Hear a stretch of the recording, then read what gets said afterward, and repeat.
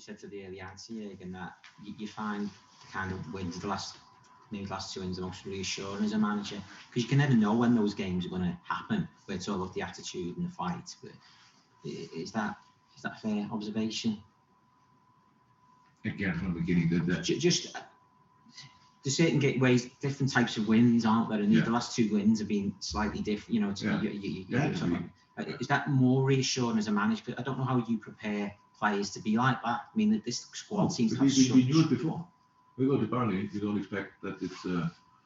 We don't need to know about the weather. To understand what's really strange that day, but we don't need to know when. I know it will be a massive fight, so you just have to show it. The Burnley lost until we arrived there only 8 games. Now it's 9. That's actually for the bottom of the table. It's nothing. You usually have completely different numbers. That means they are completely competitive. So you give this kind of information. What you need for that, you need the relationship between you and the players, because we talk like this, similar things every 2 days. So my job is to make sure that the boy understand the most important game in the world happens now. Is Norwich tomorrow, and without a shadow of a doubt, it's exactly like it is. So how can you make sure that you get there? So it's about to give the boys the right information. Then they need to listen, need to believe, and need to trust what you say. Not that you make it up. Burnley is world class, and there's no chance for us. So you don't do it like this. You have to be in the subject, and that's what we do. And the same with Inter Milan. And if anybody expected that any team in the world would go there and just bump, few passes alone in front to go finish it off. There's no chance that it will be happen. So you don't have to think about that. You need to know that the potential we have is a fact. The quality we make of it is unsure, because not always the same. But the fight we have to put in is always at 100%. And that's exactly what we have to do. And that's how I said, in complete different circumstances, different opponents, they ask for different things, but 2 days, 1 day recovery, 1 day still to recover and to prepare, next day go again. That's the situation of the boys, and that's what we have to make sure that you are always open for it. Let me say like this, even after you have 800 games. James Milner, which is an incredible number, by the way, doesn't look that old. That still each football game you play is the most special you can imagine. And that's what we try to do. Yeah. By the way, my mistake. We're playing on Saturday. Ignore me. It's not enough sleep. I know. What did you say? I said there'll be a Sunday. I'm waiting for the Sunday guys. No, there's no Sunday guys. Didn't like the game, but Dominic and Dave to finish. Dom. Forgive me if it's a bit of repetition, but I would not be surprised. Well, there we go. You've literally haven't previous. No, I was going to say about the substitutions that you made on Wednesday night. Was the way they played an example for what's going to be needed for the final, for the run-in for everybody within the squad? It was the perfect example of whether it's 1 minute, whether it's 30 minutes, everybody has to make a difference. Yeah, definitely. But to be honest, that's good that you asked, because in your wonderful and in the newspaper you work for, there, one of you guys said that now it's clear why I want to have 5 subs, because of the difference we can make in these situations to other teams. It's that I cannot believe that somebody who earns his money with talking about football still doesn't get it.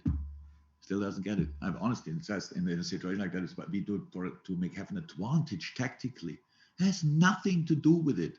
Absolutely nothing. That's something what every coach will use. If we played 2 weeks ago against Burnley, and they will have problems with injuries now at the moment, but they could have as well 5 changes. That's how it is. So, and then you bring on a new tile player, and Bakos has a problem, stuff like this. Now they have problems with injuries, but that's a completely different situation. But if you don't have that, then you have always the players out there, and you can share the intensity of the situation much better. And it's somebody else says, again, it's like we want it because we have an advantage. That's absolutely not true. And I cannot believe that's still discussed like this. That's the reason why in this country, there's still not, it's in all other countries, it works pretty well. That doesn't make Bayern 20 points ahead of other teams or whatever. Or in Italy, like all of a sudden the better teams are running away. They are not. They're very tight competitions. But we hide here in this country behind the fact that Not sure if it helps them. It helps them. Cannot see it helps us. Look at Crystal Palace. The offensive players they have, they could change them all three in each game. We would have 20% of the injuries we have now because we push them through, play again, play again, play again. Yeah, because we have to win football games. 5 subs. It's a must-have for the future. For me now already, but at least for the future, because we have to make sure that we give the players the opportunity to save energy because they cannot do it on the pitch. We have to make it like this. Means we have 3 players who obviously on the pitch who had for different reasons a very intense period. Like Fab played for Brazil, came back, played immediately, and you have 3 players out there and you can bring them fresh legs. Save 1 from an injury, and the other 3 can show didn't play for 60 minutes before. That's the reason for it, and nothing else. And it would be really kind if you could stop discussing it on another level because it's just not true. You can ask whoever you want. Nobody thinks it's an advantage from a tactical point of view. Just you and a few others. I think that's why they want it clear. Klopp wants 5 subs because then he can bring these guys. Nothing to do with that. Just to be clear, that's not Don's opinion, but I think it was. It is. Yeah, no. I'm 100% sure it's his opinion as well. No. It's not your opinion. Then write an article in the same newspaper and say to the guy who said it, come on, why are you saying that? Do that. Anyway, look. Yeah, do that. Take your time. Take your time and write the article. But you didn't read it, or what? No, he did. He's in a delicate situation. Yeah. The Don's point was about it. You happy with that? Yes. I forgot completely the question. I think it was the attitude that they showed. Yeah, but top. Sorry, Dave. No, not sorry. Dave. Jurgen, just going back to what you said a little earlier about the best squad you've ever had and also one of the better teams in Liverpool history. I just want to know, not like obviously that's a fair assessment is clear, but I just wondered what it is about them because you were talking yourself there about the intensity in midweek.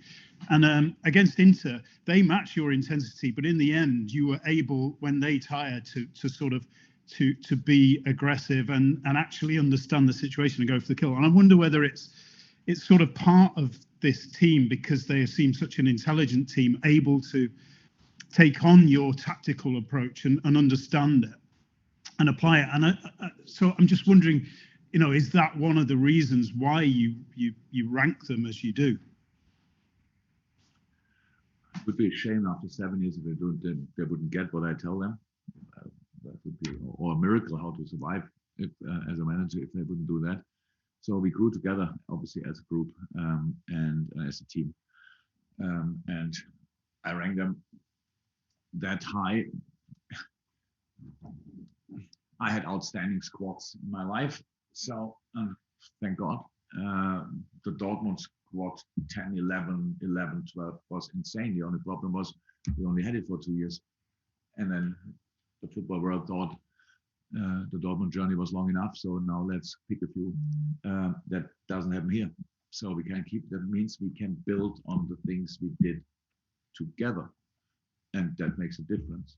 But unfortunately, that doesn't mean, because we talk now again about sports, the Olympic Games are happening in a moment. So thank God at Olympia, at least, we talk about 1, 2, and 3, like, oh, that's a really great achievement. In football, it's only one great achievement. You win it or not. So nobody gives you, you get a medal for second place in a final, but it's not exactly the same like a silver medal at the Olympic Games. And in the league, it's the same. So we fight, obviously, with the best team for a long time with City, and a lot of really, really good teams who are close to that for success. We need that.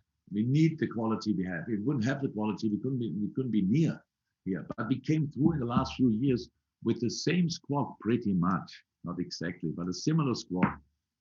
Just 7, 8, 9, 10 were injured, and we had to get through it somehow. We were sitting here. We didn't speak once about the squad. We only spoke about them because the players were not available. So we speak just about the players available. Now we have more available, but the rules didn't change. We only can line up 11. That's what we do. And because of the character the boys show, you are right. I rate them really high. Thank you, everybody. Thank you those who came, and thank you those who dialed in. And we'll speak It's a soon. pleasure.